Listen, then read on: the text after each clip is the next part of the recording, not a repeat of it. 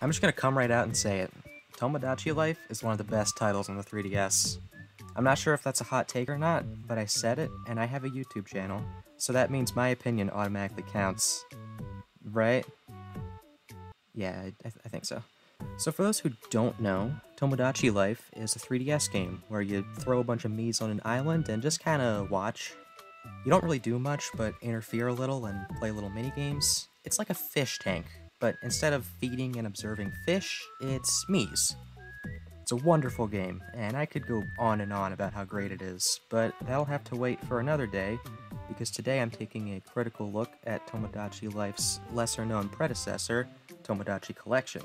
Yeah, Tomodachi Life is actually the second game in the series. The first never released in North America, or even in English at all.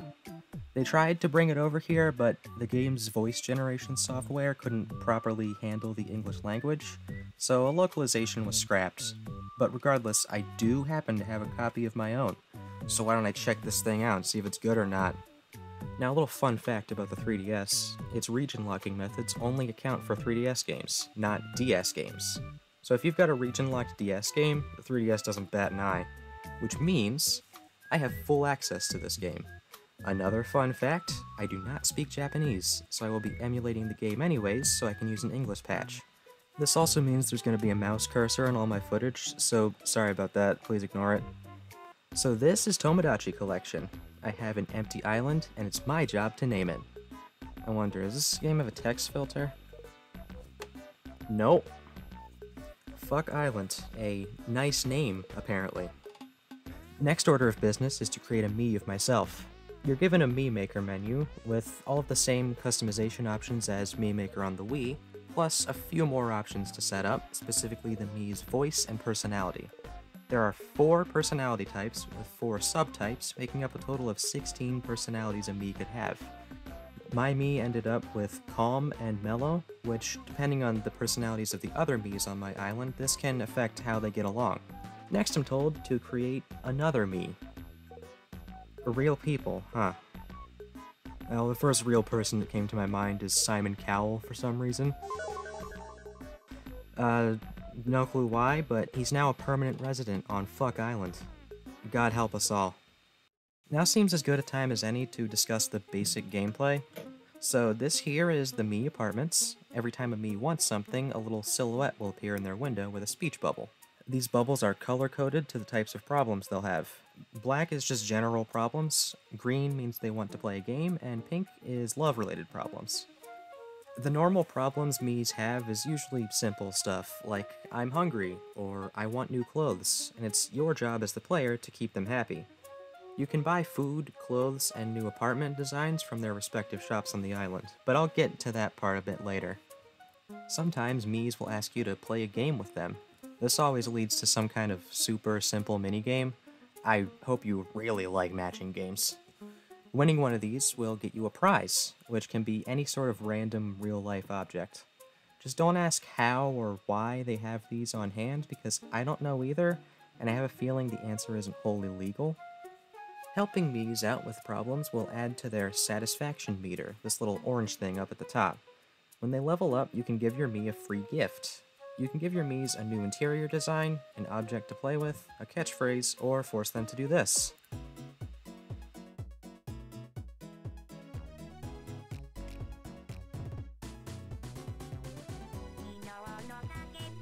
I'm now thoroughly offended we didn't get this game over here.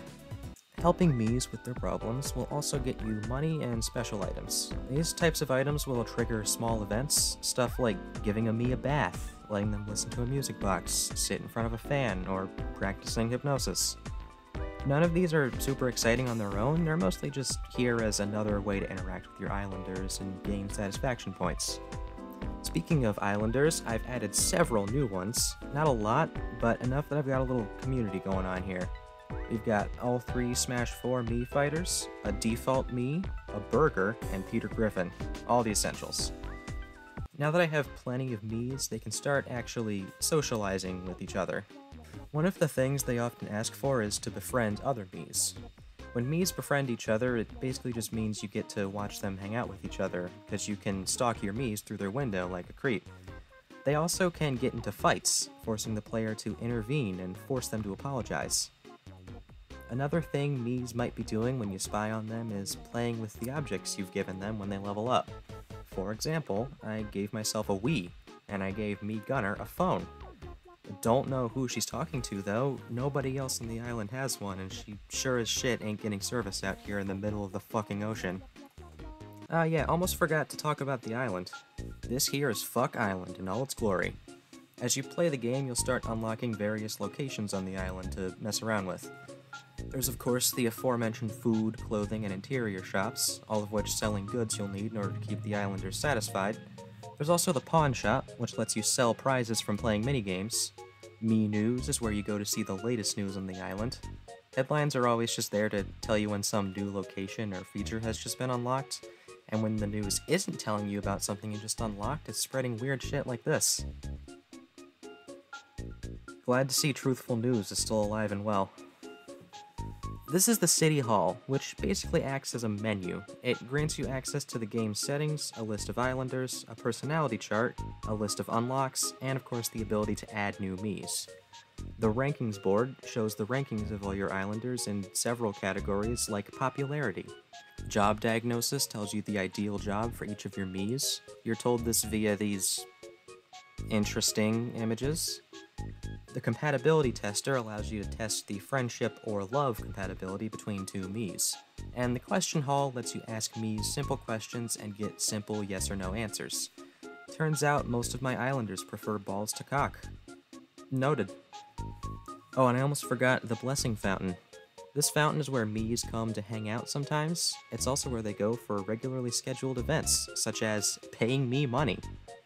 This also includes the morning market, where a Mii will sell one item and expect you to buy it, as well as street music performances and English lessons.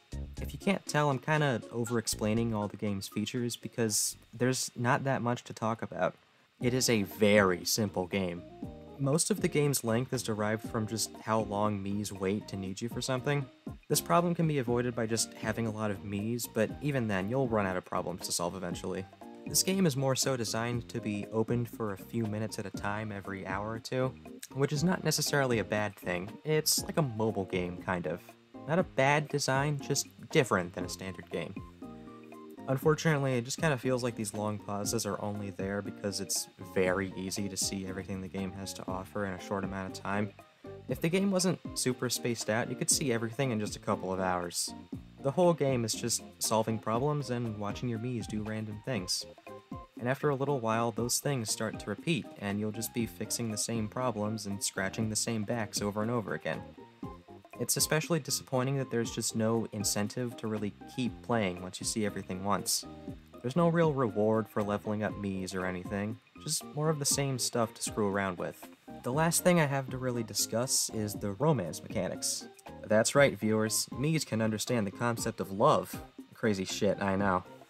It's also one of the things with the lowest chances of happening. In order for Miis to date, you need a male Mii and a female Mii to first become friends, which itself is a random event and you can't force it to happen. Then you need to wait for them to, at random, fall in love, which can take minutes or it can take days. Then you wait for them to get married, which also could take an absurd amount of time. And then credits. Since this game has no real ending, they just decided to throw the credits in right after marriage happens, which I think is the devs trying to imply that marriage is where everything ends. Thanks for that, Nintendo. In an attempt to get a marriage to happen quicker so I can finish this review, I've added a bunch of new Miis to the island. Here we have the island's new star resident, the only one that could rival Simon Cowell, Morbius, as well as a few other random characters. Here's Soldier from TF2. I listed his blood type as... Back on the topic of romance, though, steps 1 and 2 are complete. My Mii is now dating a sandwich. Honestly, I always knew it would come to this. I may have added many new islanders and upped the chances of love and marriage taking hold, but my god, luck is just not on my side with this game. Even when I cheat and adjust the game time so it resets my islander problems, I still can't get these two to marry. I've been gathering footage for the better part of a month, and no matter what, I just can't get this game's ending to trigger. I've pretty much experienced everything else though, and I'm sick of waiting, so... I don't know, man. Here's an artist's rendition of what Mematrimony looks like. Can I be done now? I guess I should discuss the rest of the things I want to get out of the way, like non-gameplay things. For one, this game's presentation is honestly really nice. The music is great, it has a nice, cozy DS vibe. It truly captures the essence of the word comfortable. I use this game's soundtrack in my other videos, specifically the Mii registration theme. Another thing I really love about this game is the graphics. The Miis themselves have barely any shading on them most of the time, they're just made up of solid colors, which I think is a nice contrast to the more detailed environments they inhabit. It looks like cartoon characters inhabiting slightly realistic spaces. It's strange, but in a good way. I'm also a fan of how low poly and low resolution the game is. It's obviously because the game is running on a DS and it can't really help it, but I'll always have a soft spot for low poly graphics, they're oddly appealing to me. Overall, do I like this game? Yes, absolutely. Would I recommend it? That's a tricky question. I think most of my enjoyment of this game is derived from the fact that it's basically an older, more primitive version of a game I already love. As a fan of Tomodachi Life, it's really neat getting to see its roots and why it is the way that it is. However, if you've never played Tomodachi Life, you're probably not going to get as much enjoyment out of this game as I did, especially not with how short it is. People often criticize Tomodachi Life for running out of content too quickly, and Tomodachi Collection runs out of content in like a fourth of the time that Life does. It's not a very lengthy or in-depth experience, but with what little it has to offer in playtime, it mostly makes up for with how much charm is packed into what's there. So if you're a fan of the series and want to see its origins, I'd say go for it. You'll at least get a fun afternoon out of it. If you keep your expectations low though, you'll have a pleasant experience with this game for sure. And at the end of the day, that's the most important part of playing a game. A pleasant experience.